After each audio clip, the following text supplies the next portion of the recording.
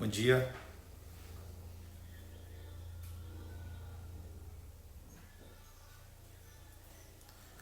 Bom dia.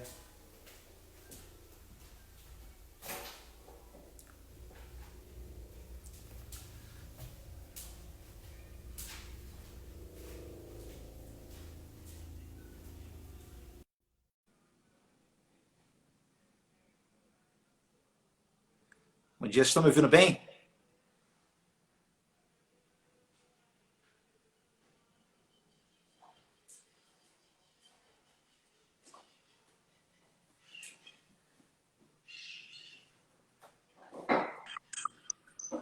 Oi, Heleno.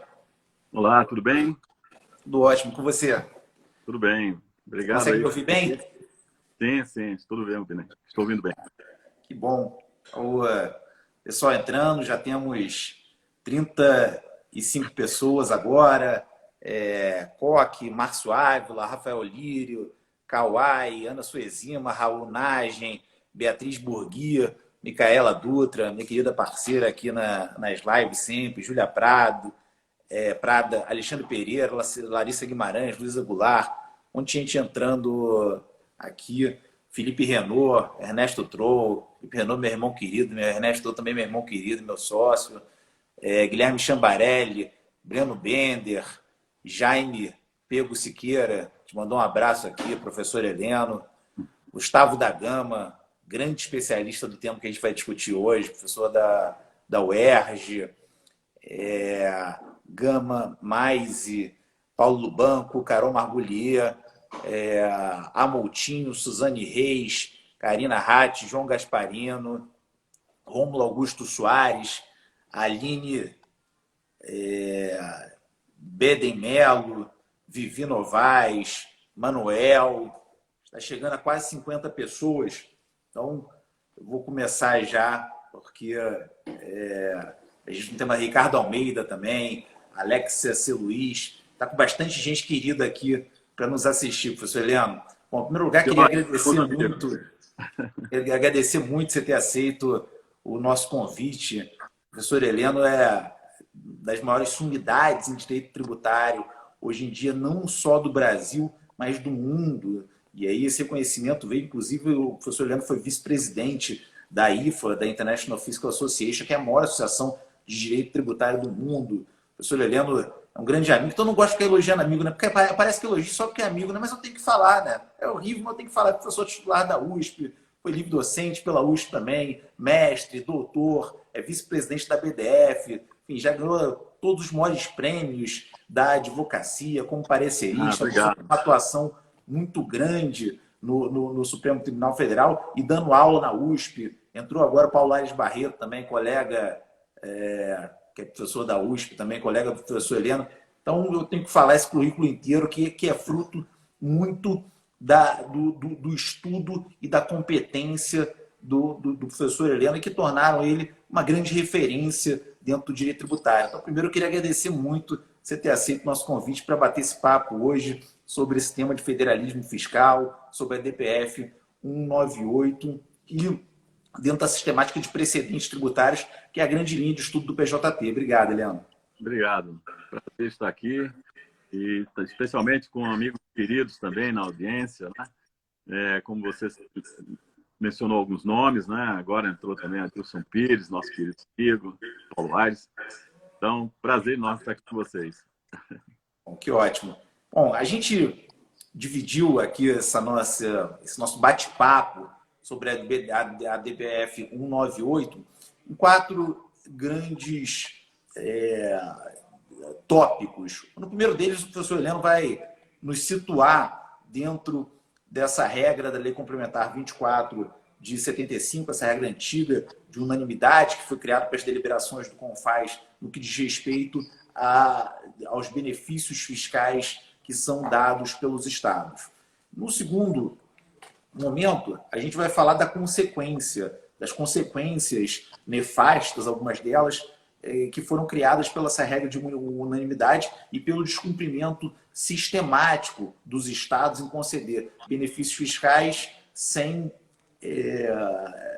a observância dessa regra do CONFAS, o que acabou por estimular uma grande guerra fiscal. No terceiro bloco, a gente entra diretamente na ADPF 198, que está sendo julgada pelo Supremo Tribunal Federal. Hoje a gente tem 5 votos, 3 a favor de se terminar com essa regra da unanimidade. Eu me refiro aos votos do ministro Edson Fachin, do ministro Marco Aurélio, do ministro Lewandowski, e 2 de se manter, a Carmen Lúcia e o ministro Gilmar Mendes.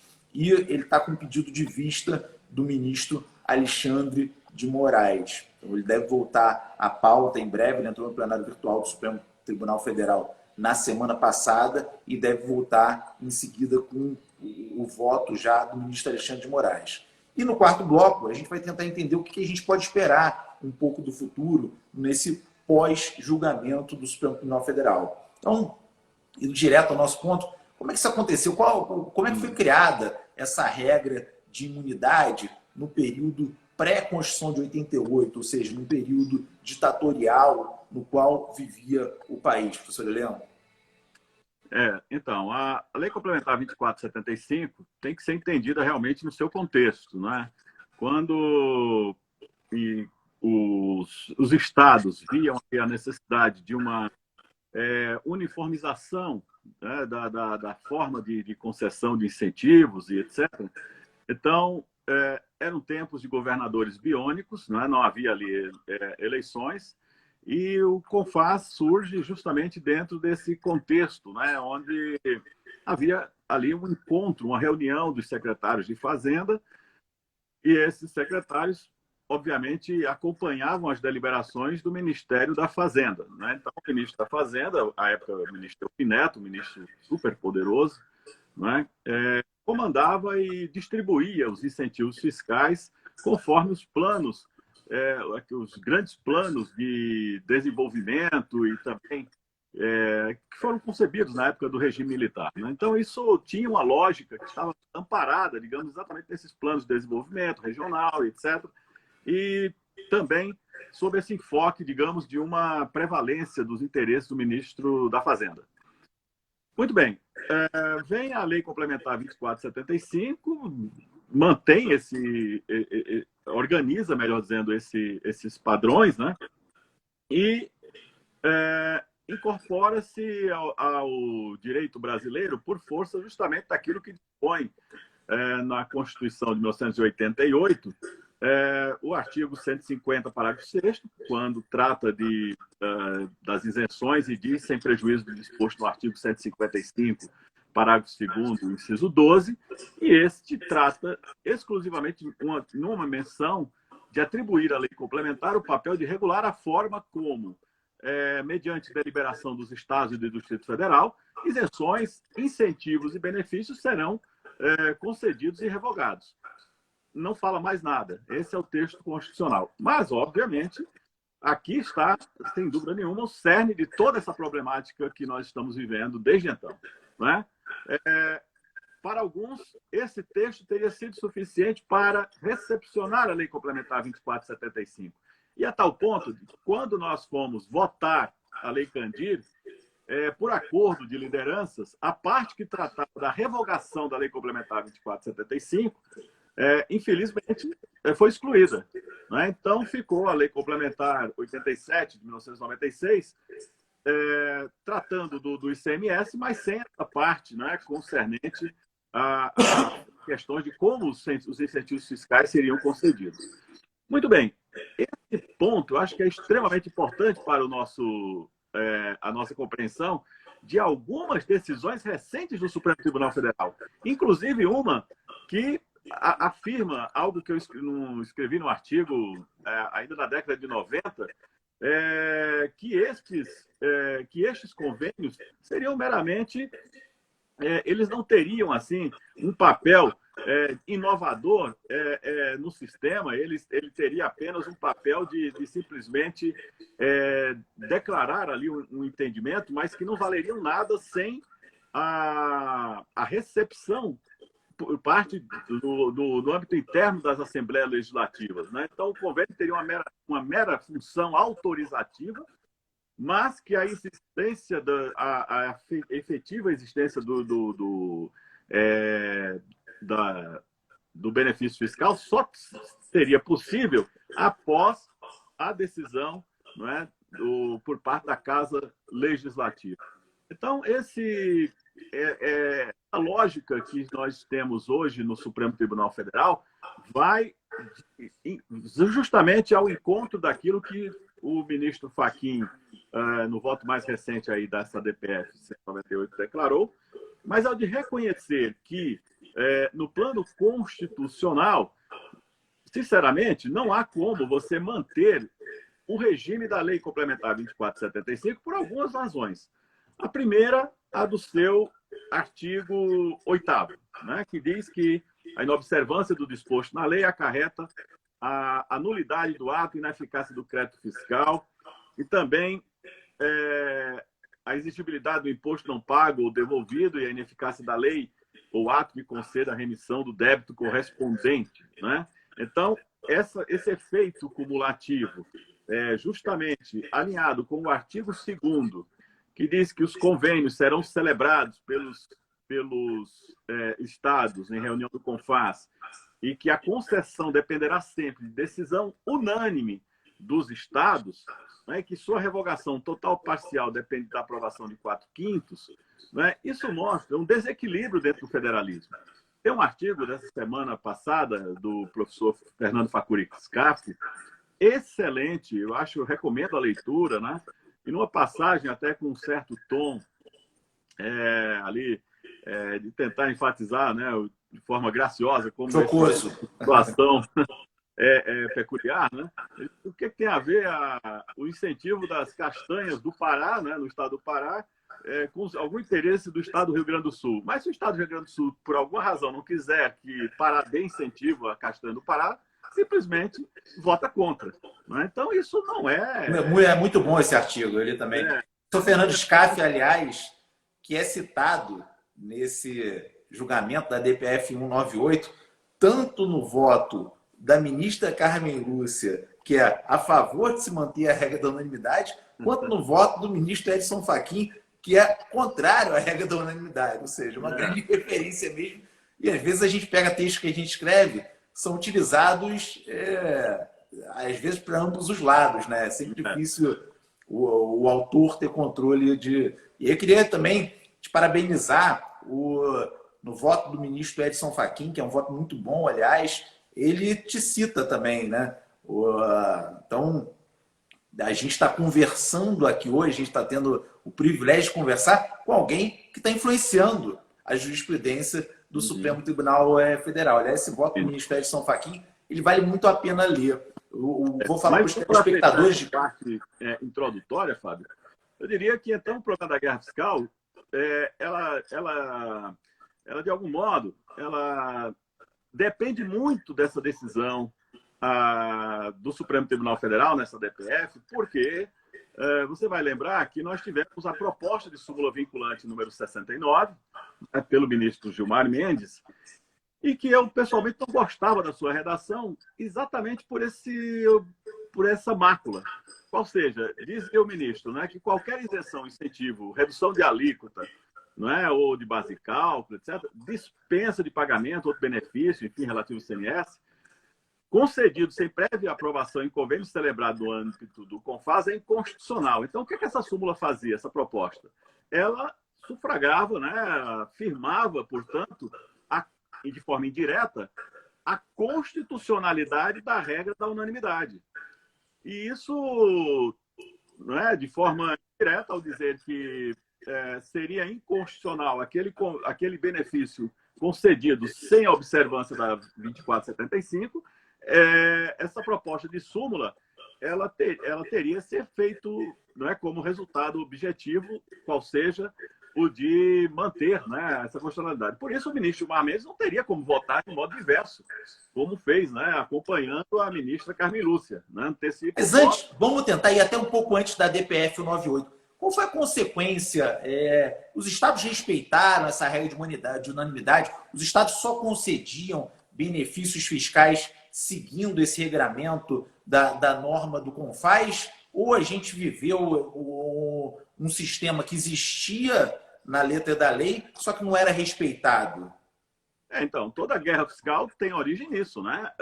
O Estado perdia no CONFAS e simplesmente ia no seu direito interno, criava o benefício, a revelia do CONFAS.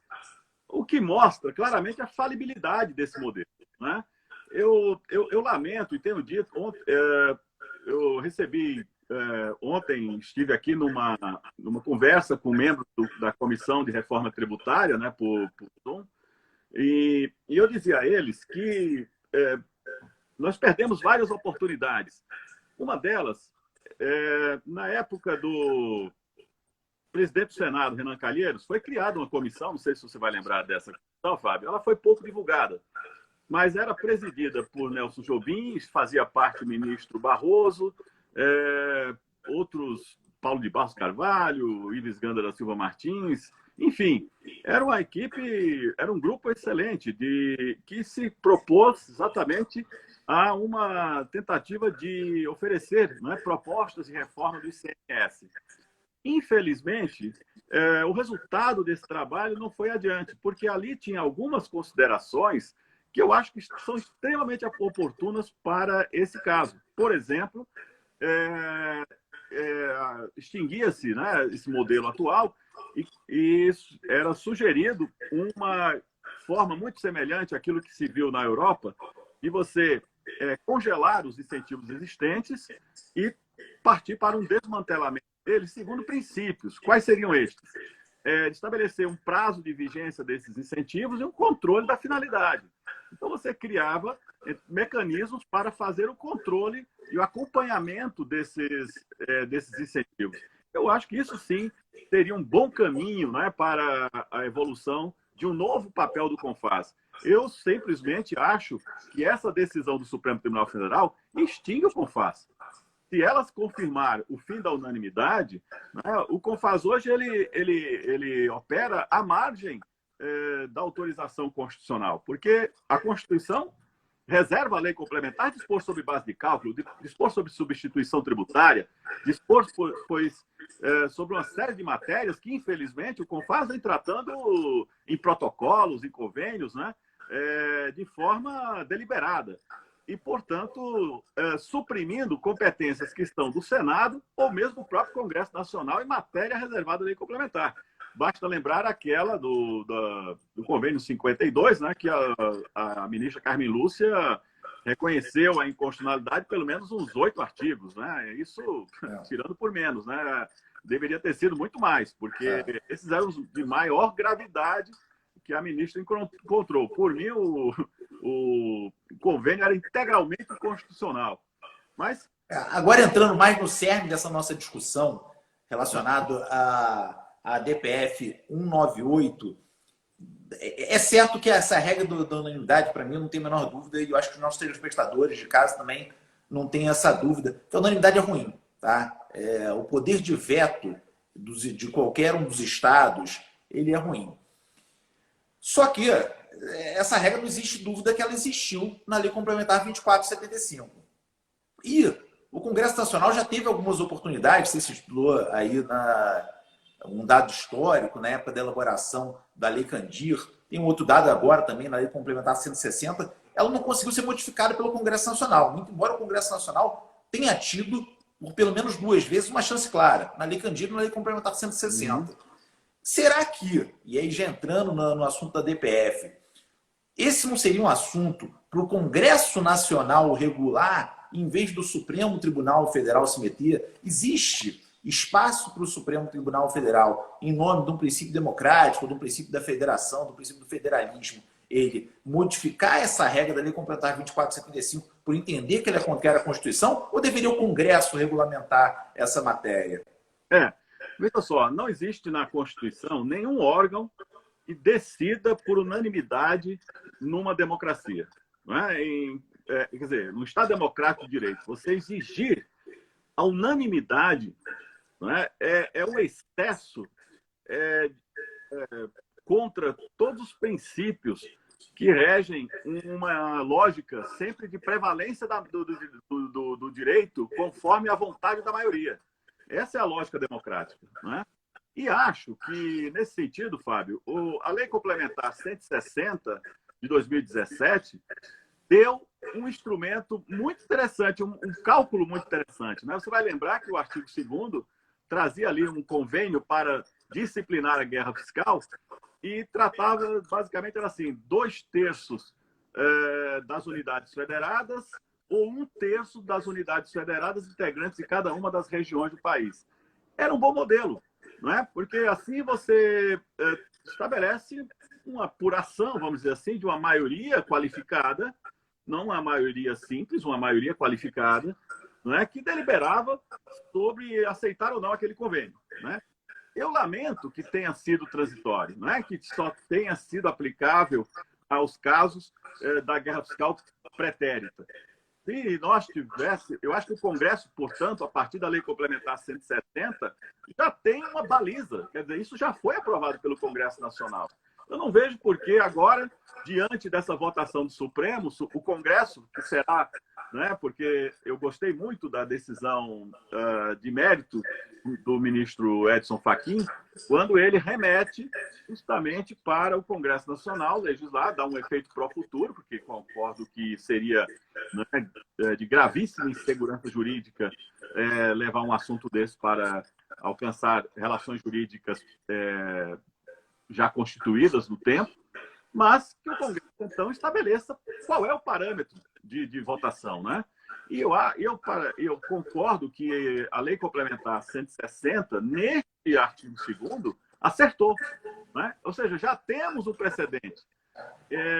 E esse precedente pode ser muito útil justamente para assegurar, digamos assim, uma uniformidade de tratamento de algo que já se conhece na prática e que funcionou nesse caso da Lei Complementar 160. Eu concordo que a Lei Complementar 160 ela acertou em fazer essa regra. O problema é, quando ela faz essa regra só para um caso e não para todos os outros, será que não significa que ela mantém a regra da unanimidade para todos os outros casos? Esse é o grande problema. E como é que o Supremo Tribunal Federal consegue encaixar aqui? Isso fere o princípio democrático, sendo que, na minha opinião, o Congresso Nacional, na Lei Complementar 160, ele acabou por confirmar a regra da unanimidade para os outros casos. Então, mas é o que eu estou dizendo, né? Eu estou dizendo substituir o artigo 2º, parágrafo 2º. Não, concordo. Mas é o Congresso Nacional que deveria fazer, não? Exatamente, exatamente. Meu medo é o Supremo se intrometer nisso, sendo que e dizendo que isso é antidemocrático, sendo que a democracia elegeu o Congresso Nacional e o Congresso Nacional não quis fazer essa regra. Agora o Supremo Tribunal Federal, a verdade é, a solução do ministro Edson Fachin é melhor que a do ministro Marco Aurélio. Você tem uma decisão para o futuro, deixar para o Congresso Nacional ter 6 meses para editar uma lei que venha consertar isso, que não tenha votação unânime, que pode usar o modelo do artigo 2º da Lei Complementar 160, que é ótimo também, eu concordo, é uma solução que talvez seja boa. Mas eu tenho medo. O Supremo Tribunal Federal, hoje, ele diz que fere a democracia, uma decisão que talvez a própria democracia tenha tomado. Quando o Congresso Nacional, na Lei Complementar 160, ele não revogou, não revisou a regra da unanimidade para todos os casos e apenas para aquele caso, ele confirmou a regra da unanimidade. Então, na minha visão, não tem como ferir a democracia uma decisão que foi do próprio Congresso Nacional naquele momento. Sim. E o Supremo Tribunal Federal, se ele abre essa porta e a gente acha adequado ele fazer para esse caso, que a gente concorda que é absurdo, daqui a pouco ele vai estar fazendo para todos os casos. E esse é o meu grande medo. O que o judiciário pode negociar nesse papel criativo de legislador? E para mim, existe uma escolha clara do Congresso Nacional. Imagine, e aí eu queria te perguntar, Eliana, se o Congresso Nacional agora vem e faz uma nova norma confirmando que precisam ser unânimes as decisões do CONFAS que tratam dos benefícios fiscais, ele não pode fazer isso? Eu entendo que não, porque se o entendimento do Supremo for pela inconstitucionalidade da unanimidade, eles terão que achar outra solução. Não é? Eles terão, então, que encontrar um coeficiente que permita ter algum espaço, né, de aferição de maioria. Então, mas é curioso, né? O Supremo Tribunal Federal falar que fere a democracia e aí o órgão que é democrático eleito fala assim, olha só, mas eu estou dizendo, eu fui eleito democraticamente, eu estou confirmando aqui que o que eu quero é que tenha uma decisão unânime do CONFAS. o Fábio, É engraçado o Supremo dizer. que a democracia, o Supremo ser dono da democracia é difícil também, né? A democracia é um conceito muito... e poder de veto talvez não existe na Constituição, mas existe no mundo inteiro. Você vê, o Conselho de Segurança da ONU tem poder de veto, a OTAN tem poder de veto, alguns...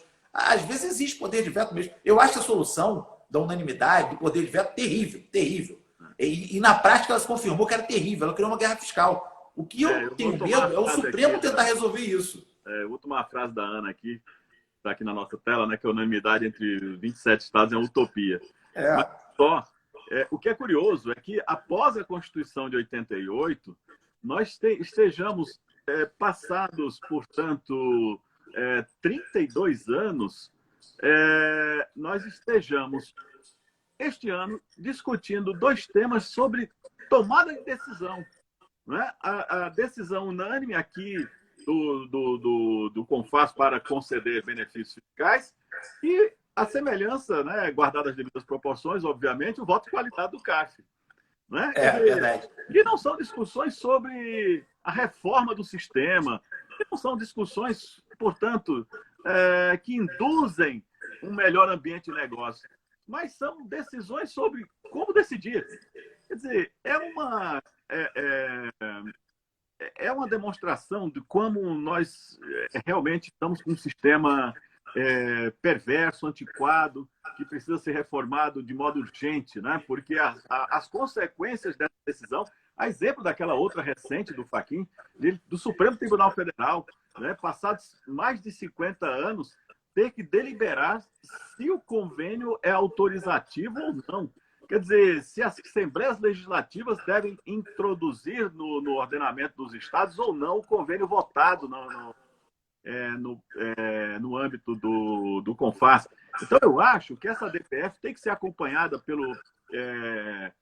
pela nossa área, né, pelos tributaristas, de modo muito atento, porque a repercussão é enorme. E eu lhe digo o seguinte, só tem servido até hoje para uma guerra de regiões, né? Uma situação muito ruim, porque, por exemplo, eu vou lembrar aqui, a Qualcomm instalou uma unidade fabril em Campinas, imediatamente veio o estado do Amazonas dizendo que aquela instalação era inconstitucional, aí começa uma nova ação originária no Supremo.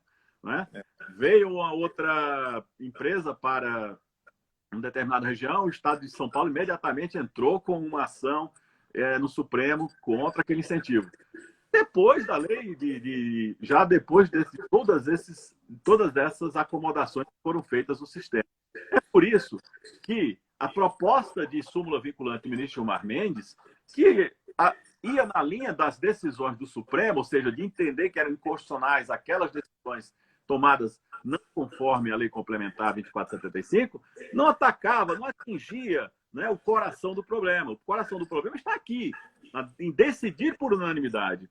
E isso é inconstitucional porque fere a essência de qualquer órgão democrático. E se nós estamos num Estado democrático de direito, nenhum órgão pode ter esse poder, né, de impedir direitos por uma exigência de unanimidade.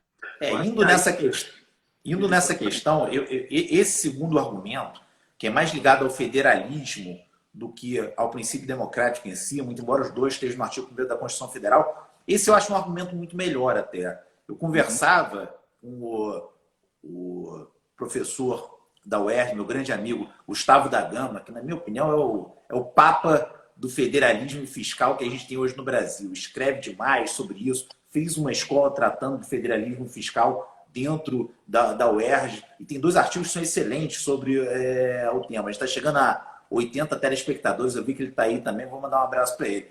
Ele comentava comigo sobre esse argumento do princípio federalista, do princípio do federalismo. Esse talvez seja um argumento melhor. São Paulo, né? E aí eu não estou fazendo juízo de valor de estado nenhum, mas é um fato. Eu acho que é o estado que mais foi contra os benefícios fiscais, que mais utilizou em tese esse poder de veto, que mais se utilizou dessa regra da necessidade da unanimidade. E talvez seja o estado mais forte da federação. Então, de algum modo, será que o Supremo Tribunal Federal, e aí talvez seja mais acertado, ele não pode se meter na regra da unanimidade, não pelo princípio democrático, mas pelo princípio do federalismo fiscal, e o federalismo fiscal, dentro dele, não está incluído uma defesa dos estados mais fracos da federação? Sim, há autores, né? O professor Ives Gandra mesmo é um que defende exatamente essa linha de que, não, como nós temos uma federação, a unanimidade seria uma decorrência dessa necessidade da unidade nacional.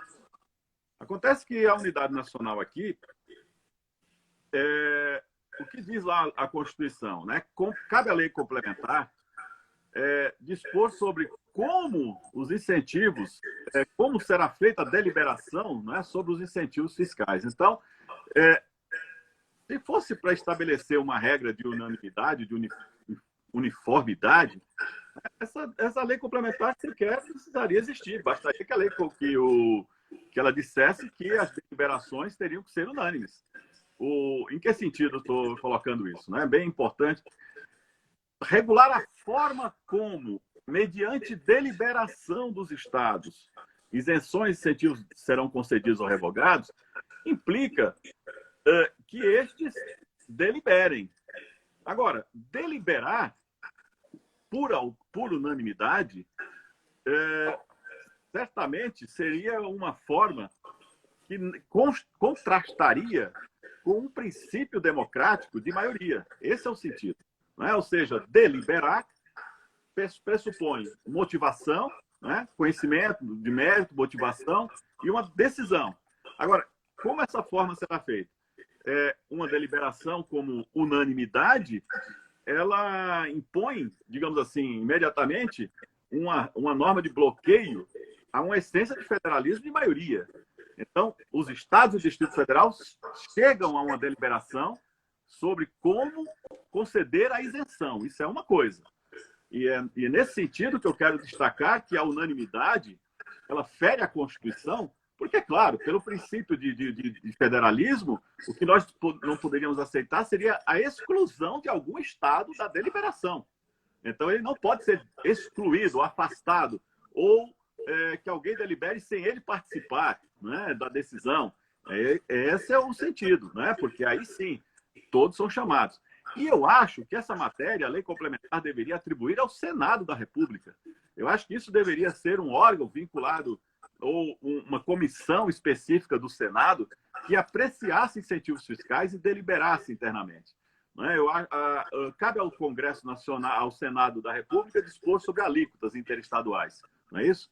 Então, cabe, portanto, por quê? Porque ali é a representatividade dos estados.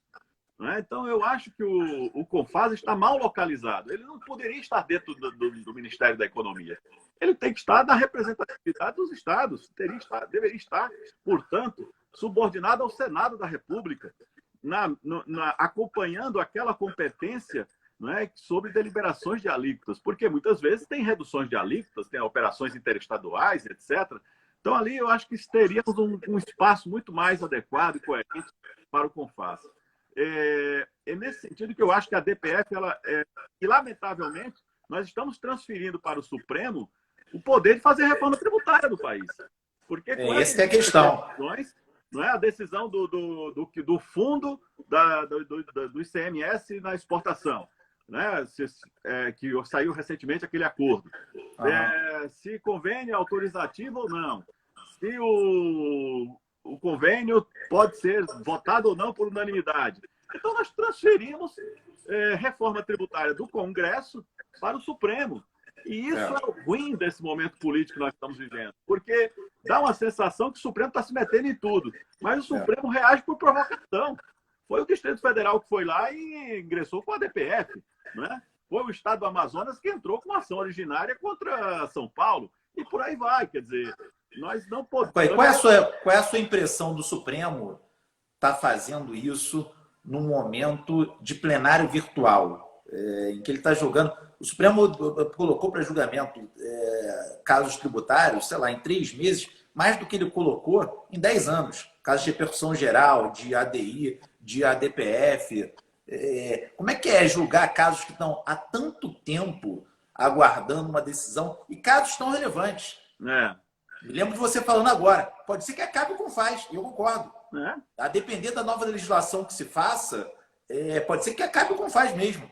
Como é que o Supremo julga esse tipo de coisa, diversas outras importantíssimas, no meio de uma pandemia em plenário virtual? Então, o problema é esse. A gente sempre criticou o Supremo por morosidade, né? E ele agora entrou numa velocidade realmente diferenciada nesse processo por conta dessa liberdade para julgar esses casos de plenário físico, né? No âmbito virtual. Eu tenho sempre uma visão um pouco mais condescendente. Em que sentido? A matéria tributária é uma matéria predominantemente de direito, né? E a experiência que eu tive recentemente, até com um caso sobre o IPI revenda, né, que é um desses que está aí em sustentação oral, e, enfim, participei até de uma... Está com um pedido de vista do mesmo Alexandre de Moraes. Né? De uma audiência. Eu acho o seguinte, tudo depende da forma como você encara, né? Falar com o Supremo e falar com o Superior Tribunal de Justiça, inusitadamente até, parece ter ficado mais fácil. Em que sentido? Né? De você ter diálogo com os assessores, diálogos com marcar as audiências, etc.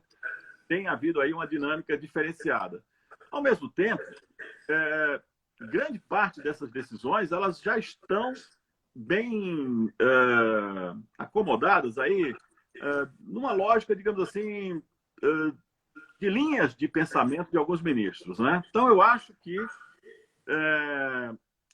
tira o lado ruim, e o lado que a gente tem que refletir é a continuidade desse procedimento realiza o princípio constitucional de que o advogado é imprescindível para a prestação jurisdicional. Então, eu acho que a presença do advogado em plenário, a presença do advogado em gabinete, ela é importantíssima, né? Ela é parte desse grande discurso, vamos dizer assim, jurisdicional, né? Um discurso onde as partes se integram com o Estado juiz, com o Ministério Público, para chegar ao resultado da decisão. E nós estamos... Isso, aparentemente, a gente tem perdido com esse plenário virtual. Né? Nós temos perdido um pouco esse espaço. Então, isso realmente tem que ser pensado. Agora, por outro lado, o Supremo tem dado respostas, em alguns casos, surpreendentes, né? Positivas. E eu acho que, se for nessa linha que nós estamos vendo, né, e se as coisas andarem adequadamente, eu sou favorável, né, a aceitar que esse é um bom modelo, desde que seja excepcionalmente nesse período. Agora, confesso que está no espaço de discricionalidade do titular da pauta, que é o presidente Supremo. Né? Ele é quem diz o que entra e o que não entra em pauta. Né? E aí não tem nada que bloqueie, né, vamos dizer assim, essa possibilidade. Eu estou muito pessimista quanto a isso. Eu acho que o Supremo está julgando tanta coisa. E você vê, não sei se você já notou, até quinta-feira votaram, sei lá, 2, 3 ministros sempre. Aí na quinta, no final do dia, votam todos os outros. Por quê? Porque quem não coloca o voto e não está de licença médica, acompanha o relator. Isso é incrível. A gente vai viver uma avalanche de overrulings. Por quê? Porque quem está julgando não é o ministro, é o sistema. Reparem, convoco todos a repararem quantos votos são feitos na quinta-feira, meia-noite. Não é que o ministro votou, não. É que o sistema coloca automaticamente o voto do ministro que não está em licença médica acompanhando o relator. Isso é terrível. Os precedentes, quando são formados de forma equivocadas, eles são superados pelas cortes de precedentes no mundo inteiro. Essa não é uma peculiaridade brasileira. O Brasil está se acostumando agora a ter cortes de precedentes, com a repercussão geral, recurso repetitivo. E a verdade a gente está se acostumando talvez muito mal. O Supremo, a solução não é julgar rápido a toque de caixa. O Supremo, a solução é julgar menos. Enquanto o Supremo não entender que ele tem que julgar menos, ele não vai conseguir julgar rápido da forma adequada. Por quê? Ele pode julgar 120 mil casos dessa forma como está julgando hoje. Que, na verdade, não são os ministros, são o sistema. É o sistema. Só que ele não vai julgar da forma adequada. E ele vai voltar atrás. O Supremo não vai ter compromisso com esses precedentes formados nesse momento de plenário virtual. É que são mais de 800 repercussões gerais, sem falar das ADIs, né? Sem falar do ADPFs e tudo mais. E em matéria tributária, somando tudo, são mais de 400 temas, né? Então, é lógico que, por parte dos ministros, há uma pressão muito grande para acelerar isso, né? Tentar dar uma celeridade. Agora, vou só tomando um caso que eu estou acompanhando mais de perto, esse caso do IPI Revenda, por exemplo, e o inusitado é que no plenário virtual, né, a maioria não conheceu pela questão constitucional. Isso. E o sistema votou pela presença da repercussão geral. Exatamente. Por causa dessas contas aí que você está mencionando. E por isso a matéria prosseguiu para julgamento. Né? Esse que é o problema. Quem está julgando é o sistema. Os ministros deveriam... será que será que todas essas 800 repercussões gerais têm repercussão geral mesmo? Repercussão geral, eu insisto sempre aqui, e é um estudo que a gente tem no PJT, não é uma questão de sim ou não, de ter repercussão geral ou não. Tem coisas que têm mais repercussão geral ou menos. Se o Supremo só consegue julgar 100 por ano, então só 100 que vão ter repercussão geral. Como a Suprema Corte norte-americana. A Suprema Corte norte-americana, ela descobre no ano anterior o que ela vai julgar no ano seguinte. Ela escolhe. E ela vê assim, olha, chegaram, sei lá, 400 petitions for writ of certiorari. Eu só vou conseguir julgar 80. Então eu só aceito 80 writ of certiorari. Porque o Supremo, por que ele tenta julgar 800 repercussões gerais? Tem um cálculo, se ele julgar no mesmo tempo que ele levou até hoje, ele vai demorar 20 anos para julgar todas as suas repercussões gerais. Então, mas você tem que se lembrar sempre do seguinte: o Supremo Tribunal Federal brasileiro não é uma corte constitucional apenas. Porque ele é o tribunal de cúpula do Poder Judiciário. Então, como tribunal de cúpula, ele, sem falar de ser o tribunal originário do federalismo, sem falar tem competência criminal. Originários de autoridades... Competência criminal contra a autoridade... privilegiado, por aí vai. Então, ele é um tribunal. O Corte Constitucional tem uma outra forma de atuação. Né? Quando vamos ver mesmo a Corte Constitucional de outros países europeus e tal, seja Itália, Alemanha, Espanha, você vai ver que o Tribunal Constitucional ele tem espaço para essa liberdade. O Supremo não, porque o Supremo não está julgando ADI. Ele está julgando recurso extraordinário. E quando você sai do TRF, você está obrigado, praticamente, né, a fazer RESP e RE ao mesmo tempo. Né? Ou seja, quando cabe matéria de questão, quando tem, né, questão constitucional, você praticamente é levado a ter que fazer 2 recursos. Isso está completamente equivocado, não é? Porque nós não podemos, de fato, isso leva o quê? Ao próprio Superior Tribunal de Justiça ter uma dificuldade nos seus votos, muitas vezes agora começa a dizer, não, essa é uma matéria constitucional, vamos esperar o Supremo decidir. Não pode, nós temos que resolver isso de algum modo, porque para o Supremo só pode ir questões que tenham realmente uma relevância constitucional clara. Nós tem outros modelos, eu acho que o Código de Processo Civil 2015 avançou por demais no tema dos precedentes. Nós ainda estamos aprendendo a conviver com eles, né? Você lembra que os livros de direito tributário anteriores a 2012, eu pessoalmente não, mas vários autores nem relacionavam a jurisprudência como fonte do direito. Né? E hoje não há quem o negue. Ou seja, a jurisprudência e os precedentes são fontes, não é, secundárias, mas são fontes do direito tributário. Você não pode aplicar a lei sem acompanhar o entendimento e ver o que decidiu o Supremo a respeito dessa matéria. Então, nesse sentido, eu acho que a crítica é procedente, mas eu ressaltaria isso, não é? que o tribunal, realmente como sendo a cúpula do Poder Judiciário, ele é um tribunal recursal. E isso cria uma dificuldade muito grande para os ministros. Eu me lembro bem o ministro Barroso, quando ingressou no Supremo Tribunal Federal, ele se insurgia muito contra isso, e depois o sistema foi fazendo com que ele refletisse, né? Certamente hoje ele não diz mais, ou, como nós observamos nas suas declarações, o que dizia no passado, né? É verdade. Vamos fazer como faz os americanos. Tal. Por quê? Porque a realidade é outra. Além das ADIs, ADPFs, omissão e tudo mais, você vai ter também, além das ações concentradas, essas ações, né,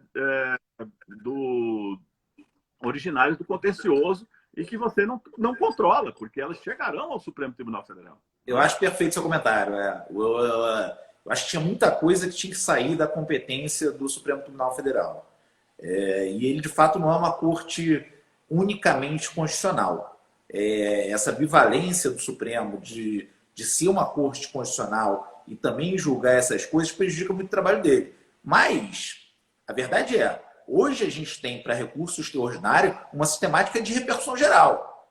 E nessa sistemática de repercussão geral, o Supremo pode e deve escolher o que ele julga. E isso, na minha visão, ele não tem feito de forma adequada. Para mim, eu acho que deveria estender essa sistemática de repercussão geral para o controle concentrado de constitucionalidade também.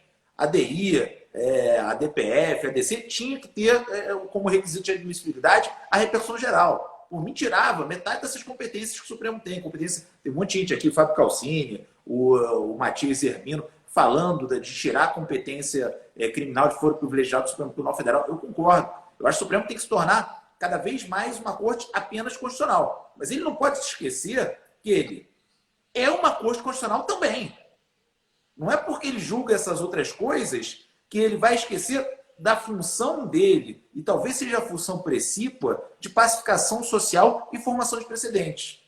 E a gente está num momento de transição mesmo.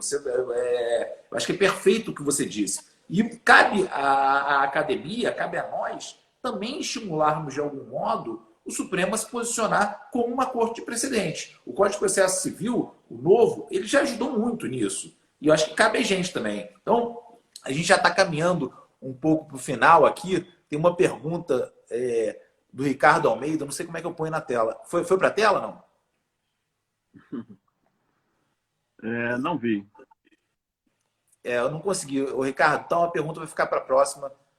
Eu tentei botar na tela, mas não aparece aqui, não. Então, Heleno, obrigado. Estamos caminhando aqui para o final. Queria falar para os espectadores de casa, se eles quiserem, eu citei a gente tem os votos aqui que já saíram. Quem quiser receber os votos por WhatsApp, tem 2 artigos do professor Gustavo da Gama que são muito bons também. A gente pode mandar o número de telefone com o WhatsApp para o PJT, tá? Para o PJT e para a tutoria jurídica, manda o número do telefone com o WhatsApp, que a gente vai mandar esses artigos do Fernando Scaff, que a gente citou aqui, os 2 artigos do Gustavo da Gama, que a gente citou aqui, e os votos que já tiveram, o voto do ministro Fachin, o voto do ministro Marco Aurélio e o voto da ministra Carmen Lúcia. Então é só mandar por direct para o Instagram do PJT ou para o Instagram da tutoria jurídica que vocês recebem essas informações todas. Isso aí foi uma ideia do nosso amigo querido Ricardo Almeida, que ele falou, às vezes vocês citam artigos interessantes, citam decisões interessantes nas lives, e a gente acaba tendo que procurar,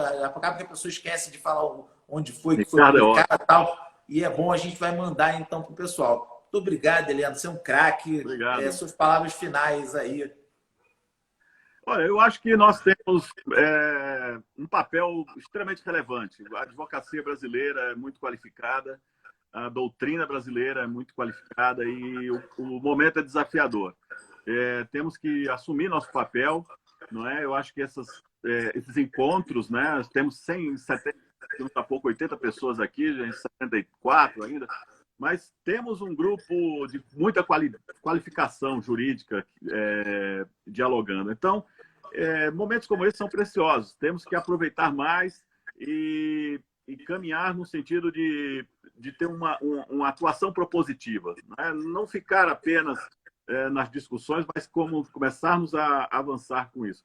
E como eu disse recentemente, alguns membros dessa comissão da reforma tributária, não é questão de uma reforma tributária para 1º de janeiro de 2021, não para ficar discutindo, né, teoricamente, se é bom, que vai dar certo, que não vai. Não, nós temos que estabelecer uma agenda de trabalho. Vamos fazer o que é possível agora, a agenda mínima da reforma, né? E esses temas todos que nós estamos discutindo aqui tem que ser pauta de uma reforma urgente, que não pode ficar mais nesse lenga-lenga de mera proposição teórica sem fundamento prático. Então, a comunidade tem que ser chamada, não é? Eu até lembrei, eu digo, olha, nessas audiências públicas que os senhores marcaram, foi reservada um dia para a sociedade civil.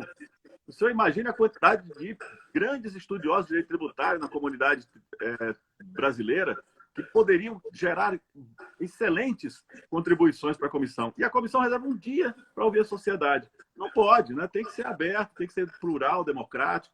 E é assim que nós temos que superar as nossas dificuldades e construir o nosso futuro.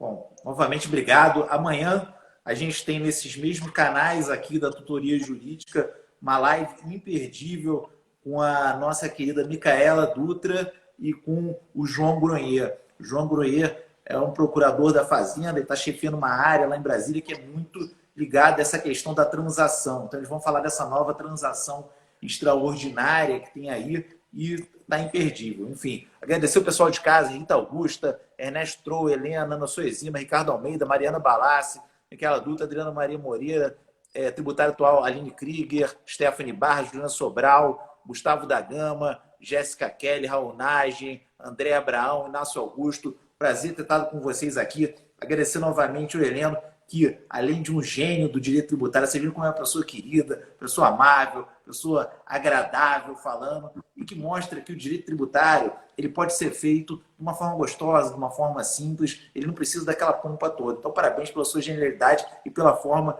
com que você transmite seu conhecimento também, Heleno. Obrigado. Um abraço para todo mundo de casa. Tchau, até a próxima. É mesmo. Tchau, tchau.